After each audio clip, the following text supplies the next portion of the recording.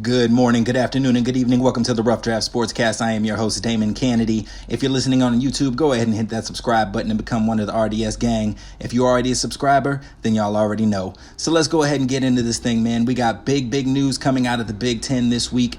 Commissioner Kevin Warren, in his first real major decision as Big Ten commissioner, has decided to move all fall sports in the Big Ten to a conference-only play schedule. So that includes football, that includes volleyball, that includes soccer, and that also includes cross country and the fall season of track. So any and all Big Ten sports as of right now tentatively will only be playing a conference schedule. So what does that mean?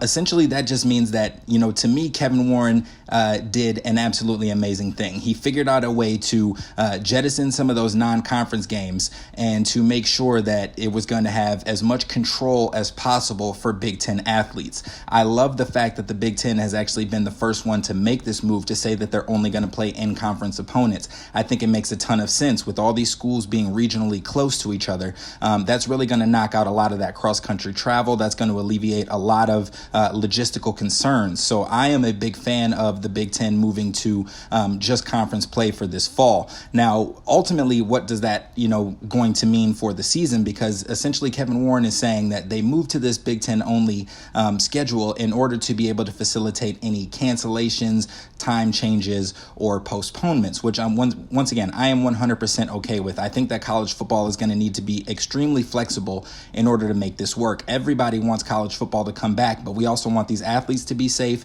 and we want it to actually be some good football. So I'm okay with us being able to move things around. Now, how does this affect my favorite team, the University of Minnesota Golden Gophers? So essentially, it's not that bad in the grand scheme of things for the Gophers. As a matter of fact, I would say that the Gophers actually made out well on this particular situation because their strength of schedule will not take a hit from those non-conference opponents like your Florida Atlantics, your Texas Techs, and things like that. So, we're going to cut those games out right away. So as of right now, we were scheduled to open the season on September 3rd. Obviously, that's not going to happen. We were supposed to open against Florida Atlantic.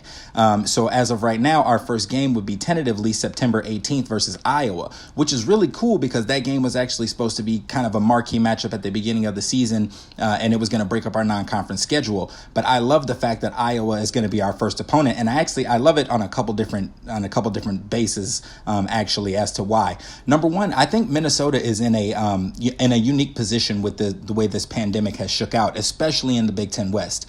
They are returning 9 out of 11 starters on offense this year out of a top offense in the country. On defense, they do have a little bit more that they need to, reset as far as the cupboard, but the players are there. They've done an excellent job over the last couple years building some quality depth. So we'll get to that in a second. But honestly, this offense is actually perfectly geared to be able to handle this type of layoff and also to be able to handle this type of schedule. PJ Fleck has made it known that over the course of this coronavirus, all he has had his coaches doing is doing advanced scouting.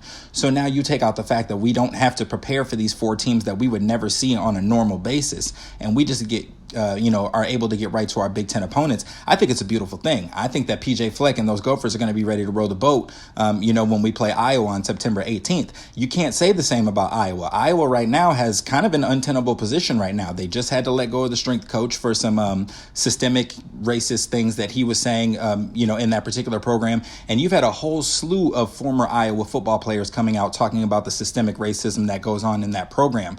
Now, Kirk Ferentz has been guiding that program for 20 plus years. So for him to not be in tune with what's going on, at least that's what he's saying publicly, just leads you to see that the culture in Iowa is something that, really allows for those type of things to happen. Is very disparaging. A lot of those black players are saying, we only went to Iowa because we knew that it would get us to that next level. They never felt welcome there. I don't think that that's going to be a problem at Minnesota. It never has been a problem as long as PJ Fleck has been this coach. His players seem to love him. And honestly, in this pandemic, his recruiting has gone through the roof for the 2021 class, which is something that we're going to get into later. But getting back to Minnesota's outlook in this Big Ten West, I love it. I personally think that it's going to be a good thing. I want us to go ahead and open up with Iowa, and let's see where we're at. Iowa's going to have a brand new quarterback. They're going to have a couple brand new offensive linemen with the fact that they just lost Tristan Wirfs and a couple other guys to, some senior graduation. So I'm excited to see the Gophers line up against these boys. We have our entire offensive line back. We have our whole receiver core back with the exception of Tyler Johnson, but we have Big Ten wide receiver of the year, Rashad Bateman. We have Chris Ottman-Bell ready to go. We have Demetrius Douglas ready to get some snaps, and we got some exciting incoming freshmen on the wide receiver position as well, such as Daniel Jackson from Kansas. So I'm looking forward to it. I personally think that this is going to be great. Now let's look at this thing logistically. Both the East and the West, this is going to be beneficial for it, but most especially the West, because all of those teams are in a very, very small pocket that they are able to be. You're able to travel to and from those particular locations with not a lot of logistical things. There's not a lot of long flights. Now, the East could be a little bit different because they have teams that are on the far East Coast. You have Rutgers up in New Jersey. Then you also have Maryland. So those are a couple cross-country trips. Then also you add in Penn State. So, those are a couple cross-country trips that teams like, Michigan are going to have to take. So, logistically, that's going to be a little bit of a different thing for them.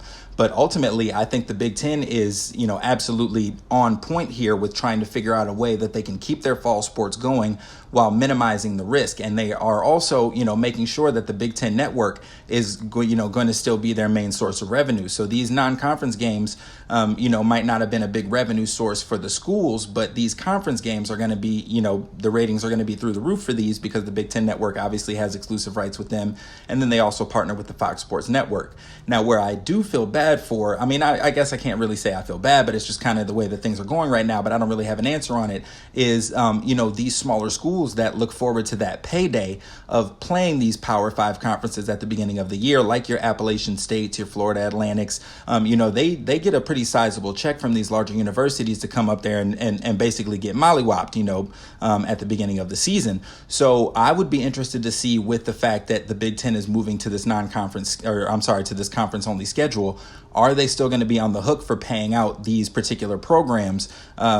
Especially considering these were already on the schedule. These athletic departments have already built in that money into the budget of knowing that they were going to be playing one of these Power 5 conferences.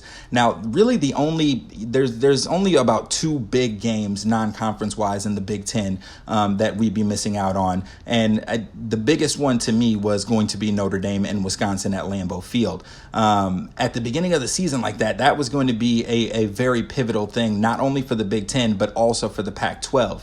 Obviously my selfish self was hoping that, when I said the Pac-12. Notre Dame is an independent, which we also have to talk about that, in a second as well. But so Notre Dame and Wisconsin at Lambeau Field, I was looking forward to that because that was really going to set the stage heading into late October as far as the Big Ten West. Like if Wisconsin had been rolling, but they took that L to Notre Dame, and how Minnesota was doing, because I honestly think that's what it's going to come down to as far as the West. It's going to be another one of those situations at the end of the season where Minnesota and Wisconsin are going to have similar records, and it's going to shake out to a head-to-head. So I don't like the fact that they're not playing each other to end the season like we normally do. But, like I said, I expect Minnesota to handle their business. But Notre Dame, they are an independent as far as football. Now, they do their other major sports in the ACC, and they participate in hockey in the Big Ten. But as far as football, they are still independent. So, if a lot of these models of these conferences start going to a conference only, where does that leave Notre Dame? Because, essentially all of their games are non-conference. And if a lot of these conferences start going to this system, that puts Notre Dame in a limbo. So I'm really interested to see how the NCAA is going to shake that one out if all these conferences do start locking themselves down as far as non-conference games, because that's going to be interesting to see how they navigate that. And personally, I think that Notre Dame needs to either just be all in on the ACC, or we need to figure out a way to kick trash-ass Rutgers out of the Big Ten and get Notre Dame into the Big Ten and, let them be in the Big Ten East, and let's ride that way, because it just does not make sense that we have trash-ass Rutgers in the Big Ten. They were trying to snatch that New York, New Jersey TV market way back in the day, and I think that it was a long shot that we just did not need. So you look at some of the other Western teams in the Big Ten that this could probably sting a little bit would be Nebraska as well. Nebraska has, a lot of things going on, and then you had J.D. Spielman, who just went into the transfer portal. So Nebraska's got some things going on, and they were going to need those tune-up games in the beginning of the season to get their legs under them, because they have not been impressive so far under Scott Frost. So, that can't all be on Scott Frost, but I mean, when he left UCF, I could say it was a bad idea right away. Anytime somebody comes back to their alma mater, there's an intense amount of unrealistic pressure, especially for someone like Scott Frost, who won a national championship in Nebraska as a quarterback. So there were a lot of things that, were already on his shoulders that I didn't feel were beneficial for him to go to Nebraska anyway. But as far as Minnesota goes, I'm really, really expecting them to make a run for the Big Ten West this year, especially with the fact that they are only playing Big Ten opponents. As far as our crossover games, we only have Michigan and we have Michigan State in the East, both of which, in my opinion, are very winnable, especially in this particular situation. So I expect Minnesota to be rowing the boat as far as this Big Ten West. On the Big Ten East, it doesn't matter which way you slice it. You could look up, down, left, right. Ohio State is coming out of the Big Ten East. Nobody in the East is messing with them at all. You have Penn State, maybe. Michigan, I mean, they roll over and die every single time they see Ohio State, whether it be home or away. So that's a wash. You can go ahead and forget that. You can book that.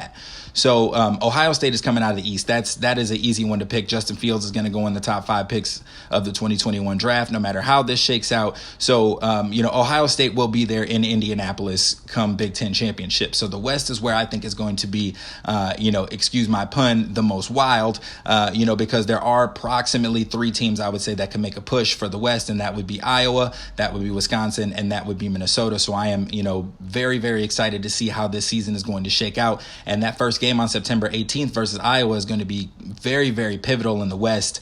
Like I said, I don't like the fact that Minnesota is not playing Wisconsin at the end of the year, because I feel like that leaves a lot of open room. But once again, Wisconsin isn't going to have that, that ability to lean on those non-conference wins either. So it's really all going to come down to who is the most prepared. And in this particular situation, when you look at Wisconsin losing Taylor in the backfield and also losing a lot of those pieces that they have, and Minnesota retaining all of their pieces, I think that Minnesota this year is going to be the team to come out of the Big Ten, assuming we have an actual season. So I am excited for it. I think it's going to be great. I think the Big Ten is making, a trend-setting thing, and I think that you're going to see a lot of these other schools following suit.